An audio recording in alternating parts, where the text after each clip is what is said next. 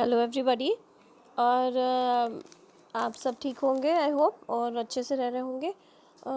Last class में जैसा आपने डिस्कस किया था, आज अब इस क्लास में जो है मैं आपका स्टोरी राइटिंग कंप्लीट कराना चाहती हूँ। आई होप कि कंप्लीट हो जाएगा या आपको समझ में आएगा। नहीं आएगा तो हमारे पास we have got plenty of classes in the whole coming year. तो हम उस समय जो है अपनी क्लासेस करेंगे और अच्छे से और इस टॉपिक को इलेबोरेट करेंगे with examples and your practice work. So right now story writing, जैसा कि हमें समझ में आता है कि एक स्टोरी हमें लिखनी है, तो स्टोरी कैसी होनी चाहिए कि स्टोरी ऐसी होनी चाहिए जिसमें थोड़ी रोचकता हमें भरनी है। ठीक, तो स्टोरी अगर कोई लिखनी है और वो भी इंग्लिश में लिखनी है तो किस टेंस में लिखनी है। तो स्टोरी हमें जो लिखनी है तो पास्ट इंडेफिनिट टेंस में लिखनी है। ठीक है, यानी कि हम जो है थर्ड पर्सन है और उस जो इवेंट हो चुका है उसके बारे में हम लिख रहे हैं। ठीक है, तो इसमें कोई मुश्किल नहीं है, कोई बहुत ज़्यादा ग्रामर के रूल्स का बहुत आपको आवश्यकता नहीं है। You just need to simply follow some instructions. Okay, तो चलिए स्टार्ट करते हैं। तो सबसे पहला जो है वो आपका होता है मेन कैरेक्टर। ठीक है, तो क्या होता है पहला पॉइंट, जो जैसा कि मैंने बताया आपको, पहला पॉइंट होता है मेन कैरेक्टर। तो जैसे कि सपोज़ मैं एक स्टोरी ले रही हूँ, the fox the grapes were sour. इसमें मेन कैरेक्टर क्या था? अंगूर खट्टे थे। तो इसमें मेन कैरेक्टर तो लोमड़ी थी, फॉक्स थी। तो इस तरीके से जो पहला मेन कैरेक्टर होता है उसके इर्द गिर्द जो है स्टोरी घूमती है। अब मेन कैरेक्टर होना ज़रूरी है। फिर दूसरा है उस स्टोरी जैसे कुछ शुरू हो तो उसमें क्या है, कोई प्रॉब्लम आ गई। ठीक, तो क्या है दूसरी चीज़, प्रॉब्लम होना ज़रूरी है। नहीं ज़रूरी है तो चलिए कोई स्टोरी आगे बढ़ रही है, अपने आप बढ़ रही है। ठीक है, अब अगर प्रॉब्लम है तो उसका सॉल्यूशन यानी कोई उपाय आना ज़रूरी है। ठीक है, क्या होना ज़रूरी है, उपाय होना ज़रूरी है। तो एक तो मेन कैरेक्टर है, किरदार, दूसरा कोई समस्या है, तीसरा उसका समाधान हमें देना है, तो हमारी स्टोरी आगे बढ़ रही है। फिर चौथा जो है, सबसे आखिर में क्या पार्ट आता है, चौथा पार्ट आता है कंक्लूजन। ठीक है, चौथा पार्ट क्या आता है, कंक्लूजन। तो ये चार चीज़ें मिला के हमारी पूरी एक स्टोरी का बैकग्राउंड तैयार कर देते हैं। अब हम आगे बढ़ते हैं। लास्ट पार्ट में आता है हमारा टाइटल। ठीक है, ये चार चीज़ें हो गई। अब सबसे जो अगर कोई कॉम्पिटिटिव एग्ज़ाम आप देते हैं उसमें भी कोई स्टोरी दे देते हैं और आधी स्टोरी देते हैं, आपसे पूरी बनाने को कहते हैं और लास्ट में कहते हैं आप इसमें सूटेबल टाइटल दीजिए। तो टाइटल जो है लास्ट में आप जो देंगे तो पास्ट इंडेफिनिट में देंगे। ठीक है, और दूसरा मतलब पास्ट इंडेफिनिट में स्टोरी चली रही है तो टाइटल जो देंगे ऐसा मज़ेदार और रोचक दे देंगे जो देखने सुनने में ही इंटरेस्टिंग लगे। ठीक है, अब आगे बात करते हैं अपने इसके की एलिमेंट्स की। ठीक है, तो हम आते हैं, ये देखिए इसमें जो है elements of a good story.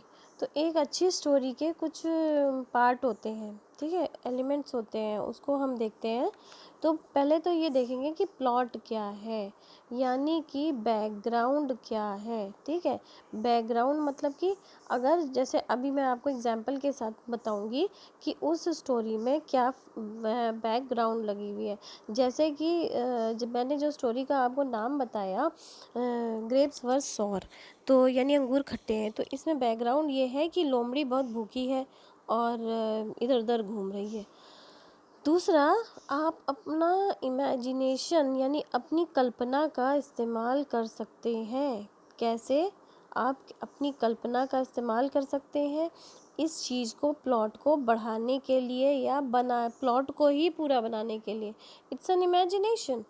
ठीक है, अब आगे बढ़ते हैं। Interest must be maintain through out, मतलब कहानी में रोचकता होनी चाहिए। कैरेक्टर जो है, एक कैरेक्टर दूसरे कैरेक्टर से अलग होना चाहिए।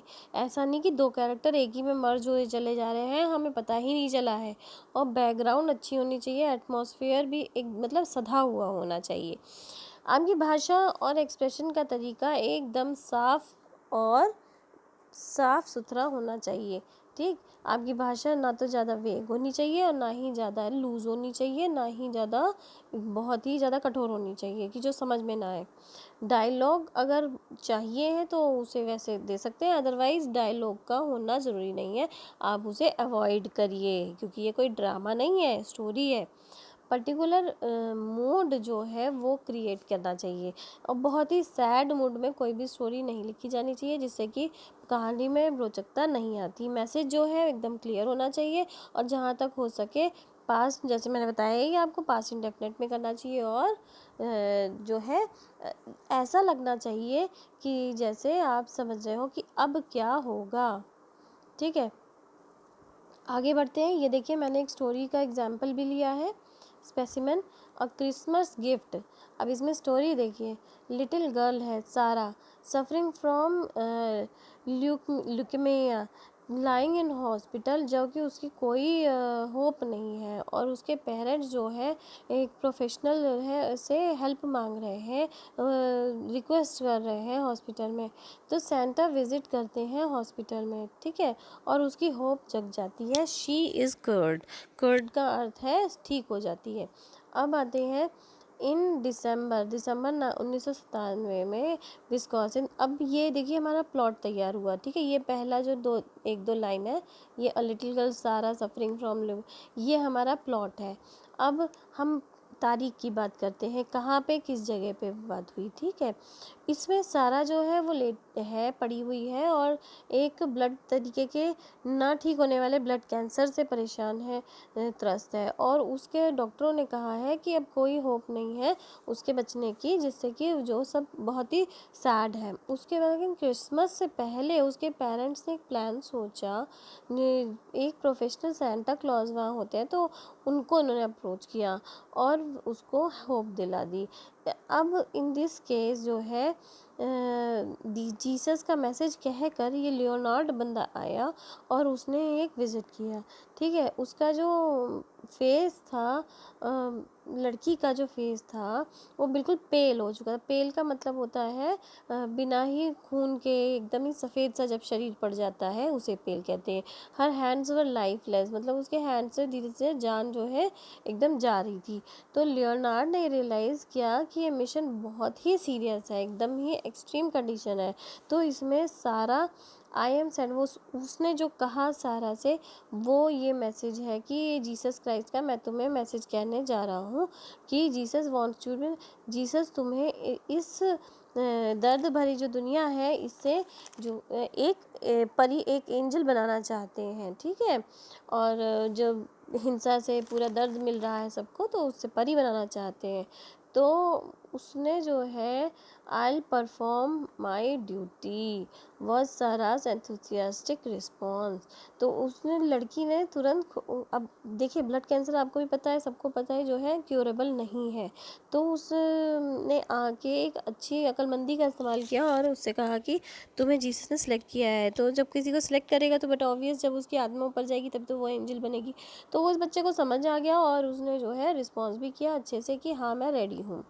तब सारा जो थी उसके पास एक मिशन था, एक ज़ील थी रहने की, और उसका जो जो एकदम मुरझाया हुआ चेहरा था वो ग्लोइंग हो गया, और डॉक्टर्स जो थे उसमें वो देख के चेंज बहुत ही खुश हो गए।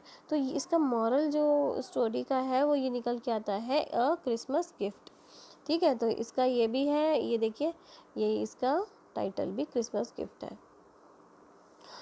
अब मैंने जो है एक ये स्टोरी ली है, ये स्टोरी, दो स्टोरी है छोटी छोटी, इसमें मॉरल भी दिया हुआ है, ठीक है। और इसमें जो है आपको फिल करना है, क्या, देखिए, a young boy standing at the bus stand all alone. He has to attend an interview for a job which he misses the early bus. तो इसे आप fill in the blanks को करेंगे और करके कॉपी में फेयर आउट कर लीजिए।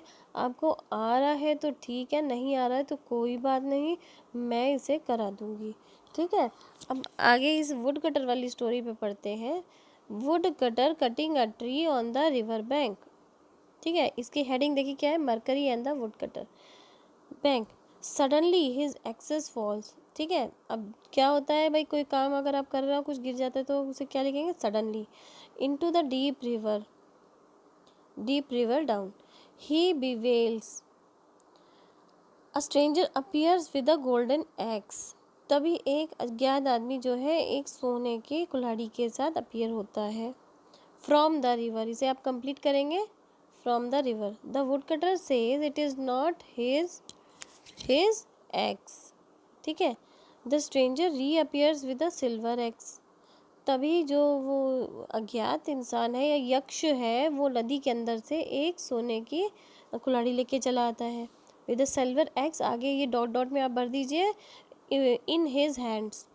ही अगेन रिफ्यूजेज। कौन रिफ्यूज़ कर देता है, वुड कटर। वो फिर से मना करता है कि ये तो मेरी कुल्हाड़ी नहीं है। Refuses, he again refuses to the stranger. ठीक है, and does not take it. इस स्टोरी को हमें आगे बढ़ाना है ना, तो and does not take it यहाँ लिख देंगे। अब क्या दिया हुआ है, third time the stranger dives and brings back the iron x.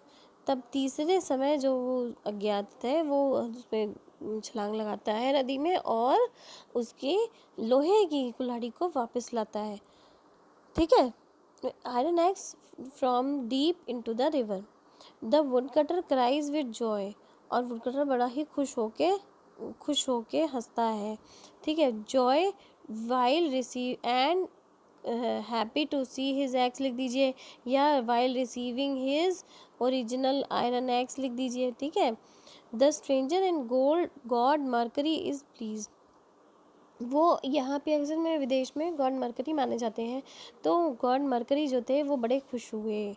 ठीक है, and he gives them all the 3 axes. तो यहाँ पे आप भरेंगे गॉड इज़ प्लीज्ड के बाद भरेंगे कि god is pleased with the honesty of the wood cutter. क्या भरेंगे यहाँ पे हम भरेंगे honesty of the wood cutter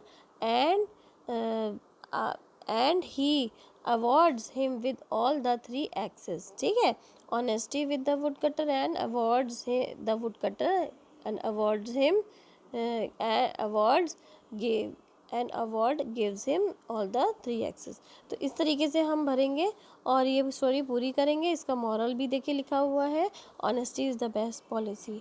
ठीक है, तो इसके आगे अब मैं जो है आपको ये मेरे आज के हो गया काम। आप इसके आगे अब प्रैक्टिस करिएगा। ठीक है, कोई दिक्कत हो तो फ़ोन करके बता दीजिएगा। ठीक, okay, take care children, bye children.